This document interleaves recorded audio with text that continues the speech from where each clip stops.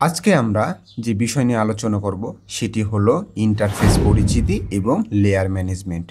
আপনি যখন কাজ করতে যাবেন, এই যে এতগুলো টুলবার, এগুলো আপনার মনে রাখা বা কাজ প্রথমে দেখা এটা অনেক কষ্টকর হয়ে থাকে। এর জন্য আমরা কি করতে পারি, আস্তে আস্তে কিছু ওয়াইজ পার্ট অনুযায়ী আমরা ওটা দেখব। তো চলুন, প্রথমে আমরা যেটা দেখব সেটা হচ্ছে, আমি যদি এই আইকনে মানে অটোক্যাডের এই আইকনে ক্লিক করি, তাহলে আমরা এর আগে জেনেছি যে নিউ কি, ওপেন কি, সেভ অ্যাজ কি।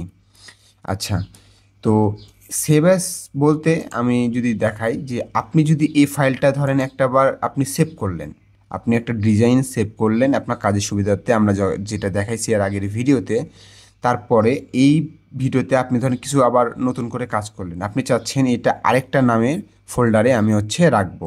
সেক্ষেত্রে আপনি আবার এখানে যাবেন, সেভ অ্যাসে ক্লিক করবেন, দেখবেন আপনাকে আবার এই একই ইন্টারফেস দিচ্ছে। আপনি আলাদা নামেও একটা ফোল্ডারে এই ফাইলটাকে সেভ করতে পারবেন। তারপরে অপশানে যদি আমি যাই, সেটা হচ্ছে ইনপুট। ইনপুটটা কি, ধরনের কোনো পিডিএফ আপনার কাছে আছে, যেটা হচ্ছে ড্রয়িং আছে বা আদার্স যে কোনো কিছু হতে পারে। আপনি যদি এটা এই অটোক্যাডের ইন্টারফেসে আনতে চান, তাহলে আপনাকে ইনপুট করতে হবে। ইনপুটে করার পর আপনি পিডিএফ বা আদার্স আপনি যদি ক্লিক করেন, তাহলে আপনি যে কোনো জিনিস আপনি ইনপুট করতে পারবেন এটার মাধ্যমে। তারপর অপশানটি হলো এক্সপোর্ট। আপনি যদি কোনো ফাইল এক্সপোর্ট করতে চান বা পাঠাতে চান বা একটা ফরম্যাটে রাখতে চান, সেক্ষেত্রে আপনি কি এক্সপোর্ট করতে পারেন। এছাড়া আমাদের বর্তমান আর কোনো কাজ নেই, যদি কাজ থাকে আমরা পরবর্তীতে দেখব।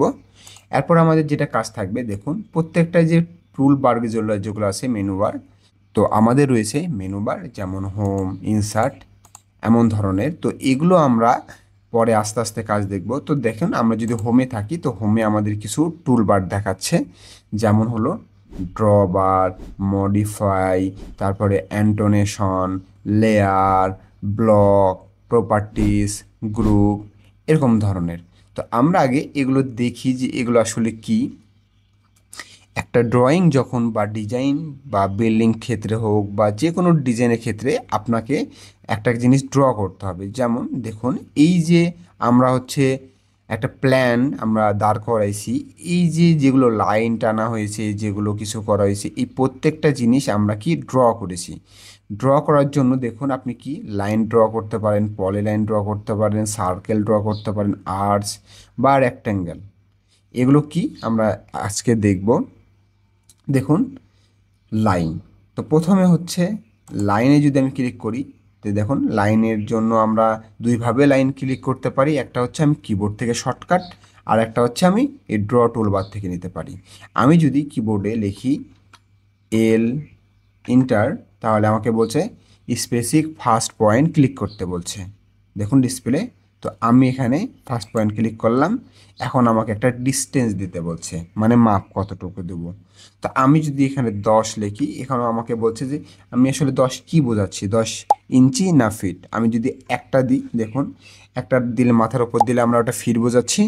আর যদি আমাদের এখানে দুইটা থাকে, তাহলে আমরা এটা ইঞ্চি বোঝাচ্ছি। ধরেন আমি 10 ফিটই দেবো, তাহলে আমি 10 ফিটের ওপর একটা টান দিলাম, তো আমি ডবল এন্টার ক্লিক করলাম। ডবল এন্টার কেন ক্লিক করলাম, কারণ হলো যে আমার এই কাজটাকে ক্লোজ করার জন্য।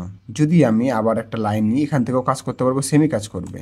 আমি স্পেসিফিক এখান থেকে একটা কাজ করলাম, আমি যদি 10 ফিট দিই, তো দেখুন একটা ইন্টার ক্লিক করলাম, তাহলে 10 ফিট হওয়ার পর আমাকে এই লাইনটা এখনও ছাড়েনি।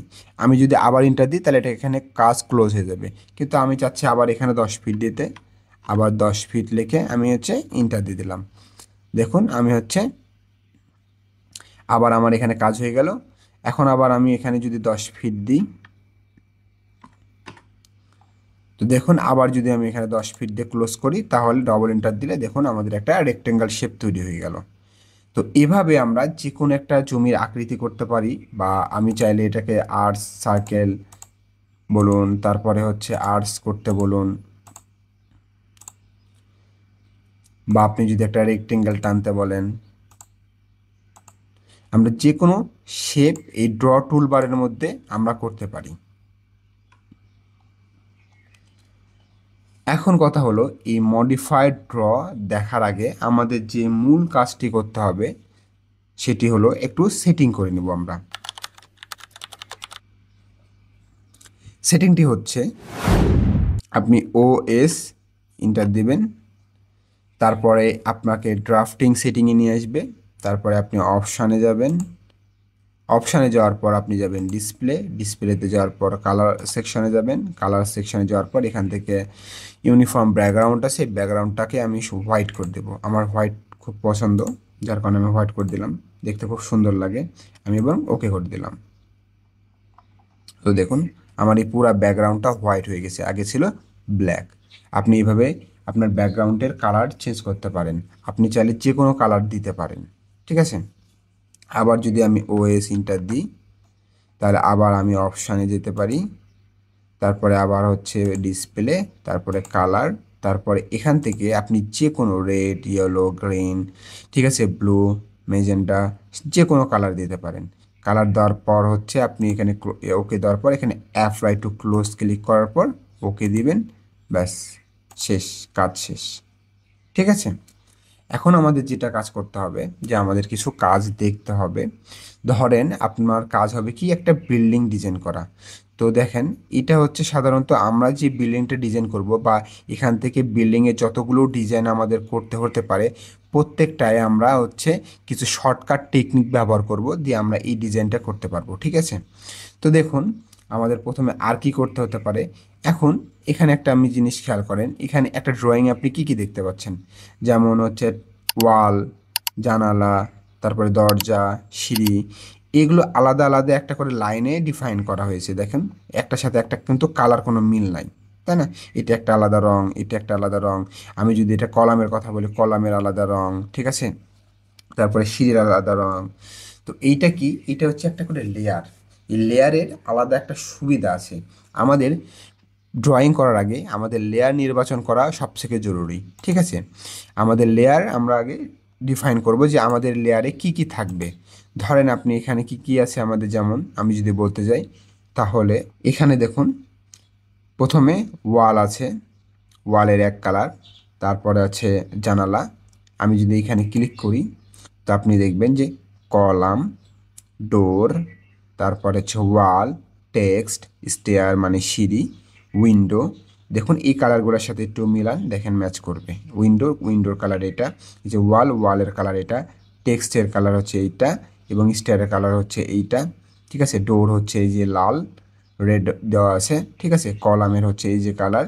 তো এরকম ধরনের লেয়ার তৈরি করা আছে। এগুলো লেয়ার কেন তৈরি করব, কারণ আলাদা আলাদা জিনিস ডিফাইন করার জন্য আমাদের লেয়ার তৈরি করা দরকার, কারণ ওটা আমাদের পরবর্তীতে কাজে লাগবে। এখন এই জিনিসটা আমরা তৈরি করব কিভাবে, এই নাম দিয়ে, তো চলুন দেখে নিই। বেসিক্যালি আপনার কাছে এরকম ধরনের একটা লেয়ার অপশন থাকবে। আপনি লেয়ার প্রপার্টিসে যাবেন, দেখুন এখানে লেয়ার প্রপার্টিসে যদি আপনি যান, তাহলে আপনাকে অনেকগুলো লেয়ার দেখাচ্ছে, যেটা অলরেডি ক্রিয়েট হয়ে আছে। আমি যদি নতুন লেয়ার নিতে চাই, তাহলে আমাকে যেতে হবে নিউ লেয়ারে। নিউ লেয়ারটা হচ্ছে এইটা দেখুন, বা অল্টার আপনি এনও চাপতে পারেন শর্টকাট কি হিসাবে, এই যে অল্টার এ দেখাচ্ছে, বা আপনি এখান থেকে ক্লিক করতে পারেন। তো দেখুন আমি যদি এখানে নিউ ক্লিক করলাম, তো আমাকে লেয়ার 1 দেখাচ্ছে। আপনি এখানে যা ইচ্ছা দিতে পারেন, যেহেতু আমার এখানে সব কিছু দেওয়া আছে, আপনি এগুলো লিখবেন যে ওয়াল, স্টেয়ার, তারপরে হচ্ছে ডোর, এরকম ধরনের আপনি লিখবেন। আপনার কাছে তো এগুলো সব কিছু দেওয়া থাকবে না, এগুলো সব কিছু একটাই থাকবে, ব্ল্যাঙ্ক। তো এর জন্য আমাদের কাজ করতে হবে, আমি এমনি জাস্ট আমি এখন দেবো NEW নিউ 1 2। এটা দেওয়ার পর আমি কালারে চলে যাব। আমি এখান থেকে যে কোনো একটা কালার দিতে পারি, কালারই যে এখান থেকে কালার বা আদার্স কালার, বা এখান থেকে গ্রেডিয়েন্ট দিতে পারেন। এই কালার দেওয়ার পর আমি সুন্দর করে ওকে দিয়ে দেব। তাহলে দেখুন আমি যদি এখন এটাকে ক্লোজ করে দিই, তাহলে আমি যদি নিউ 1 খুঁজতে চাই, 12, এই যে নিউ 12, আমাদের একটা লেয়ার তৈরি হয়ে গেছে। তো এইভাবে আমরা লেয়ার প্রপার্টিসের কাজ করতে পারি, ঠিক আছে। তো আমরা পরবর্তীতে ভিডিওতে দেখব যে কিভাবে আমরা একটা ডিজাইন শুরু করতে পারি।